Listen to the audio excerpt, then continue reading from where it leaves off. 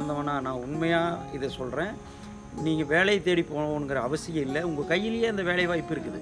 கண்டிப்பாக ஒரு மாட்டுக்கு வந்து ரூ. 6000 கிடைக்கும். ஒரு மாட்டுக்கு மாதம் ரூ. 6000 கிடைக்கும். இதுதான் உண்மை. இது வந்து நான் ப்ராக்டிக்கலாக பேசிட்டு இருக்கிறேன். இதில் யாராளுக்கு டவுட் இருந்ததுன்னா நேரம் என்ற பண்ணைக்கு வாங்க, நான் விவரிக்கிறேன். இன்னும் சொல்ல போனால் இது வந்து ஒரு சாதாரண ஒரு 6 லட்சம் 8 லட்சத்தில் இன்வெஸ்ட் பண்ணிவிட்டு மாதம் 50 to 60,000 சிம்பாதிக்கிறதுங்கிறது சின்ன விஷயம் கிடையாது. இன்றைக்கி ஐடிக்கு போனீங்கன்னா 10,000 சம்பளம். பிஇ முடிச்சுட்டு இப்போ ஐடியில் போய் ஒர்க் பண்ணிங்கன்னா 10,000 12,000 தான் சம்பளம் கிடைக்கும். என் குழந்தைக்கெல்லாம் வந்து என் வீட்டுக்காரமாக 5 மணிக்கு பால் கொடுக்கணுன்னா கூட பால் கொடுக்க மாட்டேன். என் பசுமாட்டுக்கு வந்து தண்ணி அந்த பருத்தி கொட்டை புண்ணாக்கு தவிடு தண்ணி எல்லாம் வச்சு போட்டு தான் அவனோட என் குழந்தைக்கே போய் பால் கொடுப்பா. அப்படித்தான் இந்த தொழிலில் இருந்தோம். அப்படி இருந்தால் மட்டும்தான் நம்ம ஜெயிக்க முடியும். வணக்கம்ண்ணா. வணக்கம் தம்பி. நம்ம வந்து வழியில் வரும்போது உங்கள் மாட்டுப்பண்ணையை பார்த்தோம்னா நீங்கள் வந்து மித்தவங்களை விட கொஞ்சம் டிஃப்ரெண்ட்டாக பண்ணிட்டு இருந்தீங்கன்னு நான் நினச்சேன்னா, வரும்போது டிஃப்ரெண்ட்டாக தானே இருந்துச்சு பார்க்கும் போதே. உங்களை மாதிரி நிறைய பேர் சக்ஸஸ்ஃபுல் ஆகணும்னா, ஏன்னா மாட்டுப்பண்ணையை பொறுத்த வரைக்கும் பார்த்தீங்கன்னா 10% மட்டும்தானே சக்ஸஸ்ஃபுல் ஆகுறாங்க, மிச்ச 90% ஃபெயிலியர் ஆகுறாங்கண்ணா. நிறைய பேரும் நம்ம இப்போ போய் கேட்டோம்னா மாட்டுப்பண்ணை பண்ணலாமா அப்படின்னு கேட்கும்போது ஃபெயிலியருங்க, அதை பண்ணவே பண்ணாதீங்க அப்படின்னு சொல்கிறாங்கண்ணா.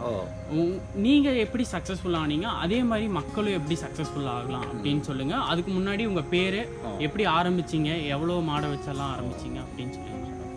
வணக்கங்க. எனக்கு கோவை மாவட்டம் ஒத்தக்கால் மண்டபம் கிராமம் உக்கிலிபாளையம் கிராமத்துக்கு பக்கத்தில் நகமர தோட்டங்கிற ஒரு தோட்ட பகுதியில் இருக்கிறோம். எங்கள் பூர்வீகமாக இதுதான் எங்களுடைய இடம். எங்கள் அப்பா எல்லோரும் செஞ்ச தொழில் தானுங்க இது. என் பேர் நடராஜுங்க. இந்த மாட்டுப்பண்ணை பற்றி பண்ணையாக நான் உங்கள்கிட்ட சொல்கிறத விட அதுக்கு முன்னாடி எப்படி நான் உங்கள்கிட்ட இதை சொல்லணும்னா, இது வந்து எங்கள் அப்பா பாட்டம் மூட்டம் காலத்துலேருந்து இந்த அனிமல்ஸை வச்சுட்டு விவசாயம் பண்ணிகிட்டு இருந்ததான். எருது மாடு வண்டி மாடு காளை இப்படி. அப்போ எப்போவுமே தோட்டத்தில் வீட்டு செலவுக்குன்னு 2 மாடு 3 மாடு வச்சுருப்பாங்க. இதை ஒரு 20-25 வருஷத்துக்கு முன்னாடி வரைக்கும் அந்த மாதிரி தான் விவசாயத்தில் இருந்தது. அதுக்கப்புறம் வந்து மழை பொய்த்து போனதுனால இந்த கட்டாயத்தில் நாங்கள் வந்து இந்த மாட்டு பண்ணைங்கிற ஒரு அனிமல்ஸில் வந்து நாங்கள் டெவலப் பண்ணணுன்ட்டு வர்றேன் நான். அப்போ 2 மாடு 3 மாடு இருந்தப்போ 4 மாடு வாங்கினோம், 5 மாடு வாங்கினோம், 10 மாடு வாங்கினோம். இது எல்லாம் வாங்கி வர்றபோது எங்களுக்கு வந்து நல்ல ஒரு லாபகரமான தொழிலை சேர்ந்து குடும்பமே இதை செஞ்சோம். எங்களுக்கு அப்போல்லாம் வந்து ஒரு வித்தியாசமாக தெரிஞ்சுது. இது முதல்ல 4 லிட்டர் 3 லிட்டர் கறக்கிற மாடுக்கு தான் வச்சுருந்தோம். இப்போ நாங்கள் வந்து அதை ஹைப்ரிட்டுக்கு போகிறோம். எல்லாம் ஒரு 20 லிட்டர் கறக்க வரைக்கும் நாங்கள் மாடு வாங்குகிறோம்.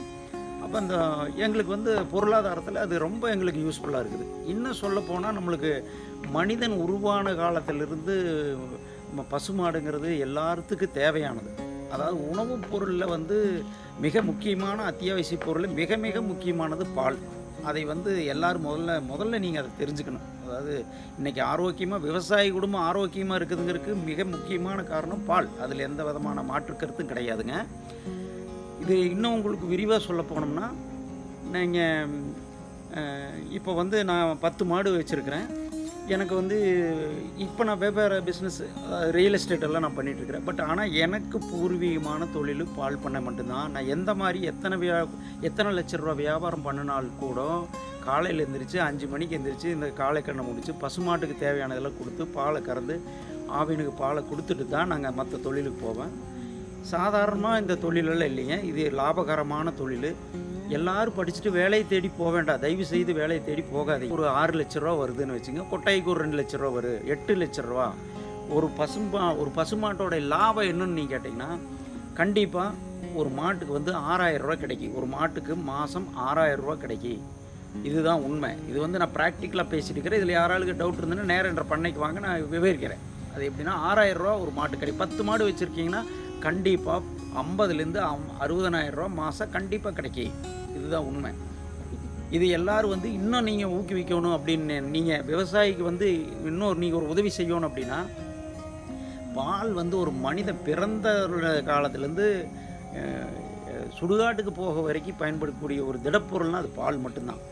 நீங்கள் சயின்ஸ் மாறுபடலாம், ஆனால் அந்த பாலோட தன்மை மாறுபடாது. ஆண்டாண்டு காலமாக வந்து பழைய சோத்துக்கு எப்படி தயிர் பால் ஊற்றி பச்சை வெங்காயம் சாப்பிட்டு இன்றைக்கி அமெரிக்காக்காரன் பழைய சோத்தில் தான் எல்லா விதமான சத்து இருக்குதுன்னு சொல்கிறாங்களோ, அதை வந்து நம்ம மூதாதிகள் நம்மளுக்கு தெரிஞ்சோ தெரியாமையோ அவையெல்லாம் நல்லது தான் சாப்பிட்டு வந்திருக்காங்க. அதையெல்லாம் நம்ம விட்டுட்டு பீஸா பர்கர்னு போயிட்டோம். நம்மளுடைய உடல் ஆரோக்கியத்துக்கு கேடு என்னென்ன வேணுமோ அதுக்குள்ளே எல்லோரும் போயிட்டோம். உண்மை அதுதான். ஆனால் எல்லோரும் திரும்பி வாங்க. நீங்கள் இன்றைக்கி விவசாய குடும்பத்தில் இருக்கிறவங்களுக்கெல்லாம் பார்த்திங்கன்னா எந்த பெரிய வியாதிங்கிறதே இருக்காது. எந்த விதமான பெரிய வியாதி இருக்காது. மிக மிக மிக முக்கியமான காரணம் வந்து பால் மட்டும்தான். வெறும் பாலும் சாப்பாட்டையும் வச்சுமே பல நாள் ஆரோக்கியமாக உயிர் வாழ்கிற குடும்பங்கள் நிறைய இருக்கிறோம் நாங்கள். இதுதான் உண்மை. இது நீங்கள் இதை வெளிப்படுத்துவீங்களா என்ன பண்ணுவீங்களா அது எங்களுக்கு தெரியாது. நீங்கள் வந்து இது எங்களுடைய வளர்ச்சி, எங்களுடைய தொழில் இதெல்லாமே குடத்துக்குள்ளே எறிகிற விளக்கு மாதிரி வெளியே தெரியறதில்லை. எங்களுக்கு வெளியே தெரியணுங்கிற அவசியம் இல்லை. இப்போ நான் உங்களுக்கு பேட்டி கொடுக்குறேன் அப்படின்னா என்னுடைய குடும்ப வளர்ச்சிக்காக அல்ல. அது தவறாக நீங்கள் உணர்ந்துக்காதீங்க. கமர்ஷியலாக கிடையாது. இப்போ நீங்கள் எல்லாம் ஆரோக்கியமாக இருக்கும்னா தயவு செய்து எல்லோரும் வாங்க, பசும்பாலை குடிங்க. பசும்பாலை வாங்கி 3 மணி நேரத்துக்குள்ளே மாட்டிலேருந்து கலெக்ட் பண்ண பசும்பாலை குடிங்க, சாப்பிடுங்க. அந்த திடப்பொருள் எப்படியெல்லாம் நீங்கள் யூஸ் பண்ணணுமோ அப்படி பண்ணுங்கள். ஏன்னா அதில் அவ்வளோ அற்புதமான சத்து இருக்குது.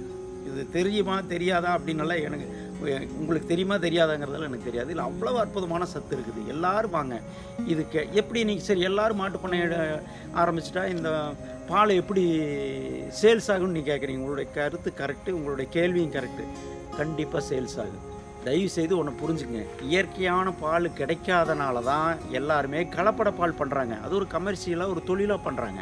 தயவுசெய்து இன்றைக்கி இயற்கையான பால் கிடச்சதுன்னா எல்லோரும் இயற்கையான பாலுக்கு தான் வருவாங்க. கலப்பட பாலை சாப்பிட்றதுனால தான் மனிதனுக்கு தேவையில்லாத வியாதிகள் வருது. அதை என்ன சொல்கிறாங்கன்னா, அந்த கலப்பட பாலில் போட்டுட்டு மனிதனுக்கு வந்து வியாதி வர்றதே இந்த பால் குடிக்கிறதுனால தான் ஒரு தவறான கருத்தை எல்லாத்துக்கும் சொல்லிடுறாங்க. அது உண்மையிலேயே ஏற்புடையதும் இல்லை. நீங்கள் எல்லோரும் பசும்பாலை சாப்பிடுங்க. எல்லா விதமான நோய்க்குமே அதில் மருந்து இருக்குது. இதுதான் ஒரு நிதர்சனமான உண்மை. இன்னும் சொல்ல போனால் இது வந்து ஒரு சாதாரண ஒரு 6 லட்சம் 8 லட்சத்தில் இன்வெஸ்ட் பண்ணிவிட்டு மாதம் 50 to 60,000 ரூபா சம்பாதிக்கிறதுங்கிறது சின்ன விஷயம் கிடையாது. இன்றைக்கி ஐடிக்கு போனீங்கன்னா 10,000 ரூபா சம்பளம், பிஇ முடிச்சுட்டு இப்போ ஐடியில் போய் ஒர்க் பண்ணிங்கன்னா 10,000 12,000 தான் சம்பளம் கிடைக்குது. இது நீங்கள் இருக்கிற இடத்துல நீங்கள் சொல்லலாம். உங்களை தேடி நீங்கள் சொந்த தொழில் செய்கிறீங்க. ஒரு அதிகபட்சமாக ஒரு 8 லட்ச ரூபாயில் நீங்கள் மாதம் 50,000 ரூபா சம்பாதிக்கிறது ஒரு அருமையான தொழில். 2 விதமாக நீங்கள் இதை எடுத்துங்க. உங்கள் குடும்பம் மேன்மையடை இருக்கும். இது ஒரு தொழிலாக இருக்குது. 100 லிட்டர் பால் சப்ளை பண்ணுறீங்கன்னா இயற்கையாக ஒரு மக்களுக்கு பப்ளிக்கு வந்து 100 லிட்டர் பால் கொடுக்குறோம்னா அது நம்ம சமுதாயமே வளர்ச்சி அடைஞ்ச மாதிரி. இயற்கையாக நாங்கள் உங்களுக்கு கலப்படம் இல்லாத பாலை கொடுக்குறோம். அப்போ வந்து என்னன்னா உங்களுக்கு எல்லாருக்குமே ஆரோக்கியமான பால் கொடுக்குறேன் இந்த விவசாயி அப்படிங்கிற ஒரு உணர்வு உங்களுக்கு வரும். அப்போ நம்ம வந்து விவசாயிக்கு ஊக்குவிக்கணும். அப்படி நீங்கள் ஊக்குவிக்கலைனாலும் நாங்கள் வாழ்வோம், அது வேறு விஷயம். ஆனால் நீங்கள்லாம் ஆரோக்கியமாக மக்கள் ஆரோக்கியமாக இருக்கணுங்கிற மைண்ட் செட்டில் தான் நான் உங்களுக்கு வந்து இந்த இயற்கையான பாலை கொடுக்குறோம். அதையெல்லாம் வந்து நீங்கள் இயற்கையான பாலை வாங்குங்க. பசும்பால் விட்டுருந்து கலெக்ட் பண்ணுற பாலை வாங்க. நாங்கள் வர டெய்லி இது சாதாரண இந்த கிராமத்தில் வந்து நான் ஒன்று முன்னோடியாக இருப்பேன். எப்போனா ஒரு 20 வருஷத்துக்கு முன்னாடியெல்லாம் இந்த ஒக்கிலிபாளையங்கிற ஊரில் வந்து ஒரு நம்ம 400 லிட்டரு 300 லிட்டரு 400 லிட்டரு தான் ஆவினுக்கே பால் போய்ட்டுருக்குது. சாதாரணமாக 600 ரேஷன் கார்டு இருக்கிற கிராமத்தில் இன்றைக்கி இப்போ அப்டேட்டு 5000 லிட்டர் பால் போகுது. கோவை மாவட்டத்திலேயே பெஸ்ட்டு சொசைட்டிங்கிற அவார்டெல்லாம் இருக்குது. எங்கள் ஊரில் கோயம்புத்தூர் மாவட்டத்தில் ஒக்கிலிபாளையம் கிராமத்தில் K1941ங்கிற சொசைட்டி வந்து பெஸ்ட் அவார்டெல்லாம் வாங்கியிருக்கு. சிறந்த உற்பத்தியாளர் இருக்கக்கூடிய ஒரு 110 பேர் உற்பத்தியாளர் இருக்கிற 5000 லிட்டர் பால் டெய்லியும் போகுதுங்க. இது வந்து எல்லாமே வந்து இதில் லாபம் இல்லாமல் செய்யலை, நல்ல லாபம் இருக்குது. ஆனால் கண்ணும் கருத்துமா அபரிவிதமான காதலோடு இந்த தொழில் செய்கிற எல்லோரும், இதுதான் உண்மை. வீட்டிலேருந்து எல்லா குடும்பமே இது குடும்ப சகிதமாக இதை நாங்கள் செய்கிறோம். அதனால் இது நல்லபடியான லாபமாக இருக்குது. தயவு செய்து நீங்கள் வந்து இதுக்கு விவசாயிக்கு வந்து ஊக்குவிங்க, இயற்கையான பாலை வாங்கி குடிங்க. ஆனால் இப்போ பார்த்தீங்கன்னா மாடு வந்து எவ்வளோ வாங்கலாம்? ஏன்னா நிறைய பேர் ஏமாந்து போகிறது வந்து மாடு வாங்குறதுல தானே ஏமாந்து போகிறாங்க. என்ன மாதிரி மாடு வாங்கலாம், எவ்வளோ மாடு வாங்கலாம், மாடு வாங்கிறது வந்து எவ்வளோ லிட்டரு கறக்கிற மாடாக வாங்கணும் அப்படின்னு சொல்லி? இது நல்ல கேள்வி, மிக முக்கியமானது. இது வந்து மாட்டு பண்ணைன்னு போகிறதுக்கு முன்னாடி மிக முக்கியமான கேள்வி. இது மிக முக்கியமான கேள்வி. எப்படின்னா இப்போது அனிமல் செலக்ஷன் பண்ணுறதுல தான் இந்த தொழில் எப்படி நல்லா இருக்குமா மோசமாக இருக்குதா அப்படின்னு. நீங்கள் எப்பவுமே ஒரு அனிமல் வந்து பெஸ்ட் அனிமலாக செலக்ட் பண்ணணும். அது வந்து நீங்கள் ஒருத்தர் வந்து இது நடைமுறையில் பார்த்தாலே தெரியும் இந்த மாடு கறக்குமா கறக்காதாங்கிறது. அனுபவப்பட்டவங்களை கூட்டிகிட்டு போய் வாங்குங்க. ஒரு 15லேருந்து 20 லிட்டர் கறக்கிற ஒரு நாளைக்கு வந்து 15லேருந்து 20 லிட்டர் கறக்கிற மாதிரி மாடு வாங்குங்க. அது 60,000 ரூபாய் பக்கம் வரும் ஒரு மாடு. கண்டிப்பாக அந்த மாதிரி மாடுகளை செலக்ட் பண்ணால் மட்டும்தான் நம்ம ஜெயிக்க முடியும். நீங்கள் 10 மாடு ஏதோ 10 மாட்டை வாங்கி கொண்டு வந்துன்னா கறக்காது, எல்லா மாடும் கறக்காது. நீங்கள் அனிமல் செலக்ட் பண்ணுறது வந்து பெஸ்ட் அனிமலாக செலக்ட் பண்ணால் மட்டும்தான் நம்ம ஜெயிக்க முடியும் இந்த தொழிலில். இது மிக முக்கியமானது. ஆனால் அப்புறம் இப்போ பார்த்தீங்கன்னா நிறைய பேர் நல்லா பால் கறக்கிற மாடும் வாங்குவாங்கன்னா ஆனால் இப்போ சொசைட்டிலேயோ இல்லை விற்கிற இடத்துலையோ பார்த்தீங்கன்னா எனக்கு நிறைய பேர் கமெண்ட்டும் பண்ணியிருக்காங்க. எங்களுக்கு பால் ரேட் வந்து ஒரு லிட்டருக்கு 22 ரூபா, 28 ரூபா, 30 ரூபாக்குள்ளேயே முடிஞ்சிருதுண்ணா. ஆனால் இதே நீங்கள் பேக்கெட் பால்னு போகும்போது பார்த்தீங்கன்னா அதே 45 ரூபா, 50 ரூபா கிட்ட வரைக்கும் வருது. எதுக்குண்ணா இந்த டிஃப்ரென்ஸு? இது என்னென்னா நாங்கள் உற்பத்தி பண்ணுறது மட்டும்தான் எங்களுடைய வேலை. நாங்கள் வந்து எண்டு பாயிண்ட்டுக்கு போக முடியாது. பாலை கொண்டுட்டு எண்டு பாயிண்ட் வரைக்கும் நாங்கள் போக முடியாது. இந்த தொழில் அந்த மாதிரி தொழில். நாங்கள் விவசாயத்தில் உற்பத்தி பண்ணுறது மட்டும்தான் எங்களால் முடியும். எண்டு பாயிண்ட்டுக்கு போகிறோன்னா அதுக்கு ப்ராக்டிக்கலாக எங்களுக்கு நிறைய ப்ராப்ளம் இருக்குது. இப்போ நாங்கள் வந்து பப்ளிக்கு பால் கொடுக்க மாட்டோம்னு சொல்கிறதில்ல. நாங்கள் உற்பத்தி பண்ணுற பாலை கவர்மெண்ட்டு எங்களுக்கு 29லேருந்து 31 ரூபா வரைக்கும் இன்றைக்கி ஃபேட் ரேட் வருது. இன்றைக்கி காலையில் கூட என்றது 29,000 ரூபா ரேட் வந்திருக்கு. 30 ரூபா வரைக்கும் வருது. ஒரு பால் 1 லிட்டர் எங்களுக்கு 30 ரூபா வரைக்கும் வருது. இதே நீங்கள் விவசாய குடும்பத்திலேயே டைரெக்டாக வந்து நீங்கள் எனக்கு 5 லிட்டர் கொடுங்க, 10 லிட்டர் கொடுங்கன்னா கண்டிப்பாக கொடுப்போம். நாங்கள் யாருக்கும் கொடுக்க மாட்டோன்னு சொல்கிறதில்ல. தாராளமாக வாங்க. எல்லா குடும்பமும் எதுக்கோ நீங்கள் போகிறீங்க. சாதாரணமாக ஒரு குழந்தை ஒரு பந்து கேட்குதுன்னா நீங்கள் கோயம்புத்தூர் போய் 25 கிலோமீட்டருக்கு அந்த பக்கம் போய் வாங்கிட்டு வரீங்க. உங்களுடைய உடம்புக்கு ஆரோக்கியம். நாங்கள் இப்போது 5000 லிட்டர் பால் கொடுத்துருக்குற இந்த கிராமத்தில் சுற்றிலும் நான் சொல்கிறேன், சாதாரண இந்த ஒரு கிராமத்தை தான் சொல்கிறேன். இந்த பகுதியிலேயே எல்லோரும் இந்த மாட்டு தொழிலையும் மட்டும்தான் எல்லாருமே இருக்கிறோம். இது என்னென்னா என்னை பார்த்து நல்லா பண்ணுறதுனால எல்லோரும் இன்றைக்கி 25 மாடு 30 மாடு ஒரு குடும்பத்தில் வச்சு பண்ணிகிட்ருக்காங்க. 1 லட்சம் 1.5 லட்சம் சம்பாதிக்கிற குடும்பங்கள் நிறைய இருக்குது. இன்றைக்கி அப்டேட்டில் விவசாய குடும்பத்தில் எல்லா இதுலேயுமே இந்த பண்ணையில் வச்சுருக்காங்க. எல்லாருக்கும் பைக்கு, காரு, எல்லா விதமான இதுலேயும் வச்சுட்டு. ஆனால் என்னென்னா நாங்கள் எந்த நேரத்துலையும் எங்கள் தொழிலுக்கு நாங்கள் சங்கடப்படாமல் செய்வோம். மனித கழிவே அவனுடைய மனித கழிவை தொடர்றதுக்கு அசிங்கப்படுறதுல இன்னொரு உயிரினத்தோட கழிவை நாங்கள் சுத்தம் பண்ணி பால் உற்பத்தி பண்ணுறோம். அதை தெளிவாக தெரிஞ்சுக்கங்க. இன்னொரு உயிரினத்தோட கழிவை சுத்தம் பண்ணி நாங்கள் பால் உற்பத்தி பண்ணுறோம். அதில் எவ்வளவு சிரமம் இருக்குங்கிறது அது வேறு விஷயம். அந்த சிரமத்துக்கு மேலே நாங்கள் உற்பத்தி பண்ணுறோம். எங்களுக்கு லாபம் இருக்குது. எல்லோரும் ப்ராக்டிக்கலாக வாங்க. நீங்கள் வந்து பாருங்கள் இதனுடைய சிரமம் என்னன்னு. அப்போ தான் இதனுடைய உண்மை தெரியும். அதுக்காக இது சிரமமாக இருக்குதுன்னு நீங்கள் மாட்டை கொண்டு வந்து வச்சிட்டிங்கன்னா லாபம் கிடைக்காது. அதுக்கு தேவையான உணவை வந்து நம்ம எப்படி சாப்பிட்றோமோ தேவையான சத்தான உணவை அது கொடுத்தா மட்டும்தான் அது ஜெயிக்க முடியும். ஆனால் இப்போ நம்ம வந்து 10 மாடு வந்து ஒரு சாதாரணமான ஒரு குடும்பம் வந்து வாங்க முடியாது. அவங்க எவ்வளோ மாடு வச்சு ஆரம்பிக்கலாம்? அவங்க அந்த மாடு வச்சுருக்காங்கன்னா எத்தனை நாளில் அவங்க இன்க்ரீஸ் பண்ண ஆரம்பிக்கலாம்?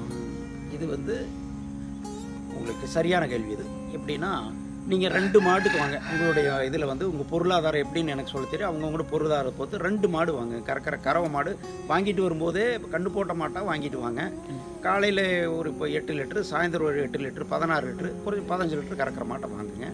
இன்றைக்கி காலையிலேயே நீங்கள் வந்து கறந்து ஆவியில் கொண்டு போய் ஊற்றுனீங்கன்னா ஒரு 2 மாடு வாங்குறீங்கன்னா 15 30 லிட்டரு ஊற்றுறீங்கன்னா 30 லிட்டருக்கு இன்றைக்கி 30 ரூபாய்ன்னு போட்டால் 900 ரூபாயாச்சு.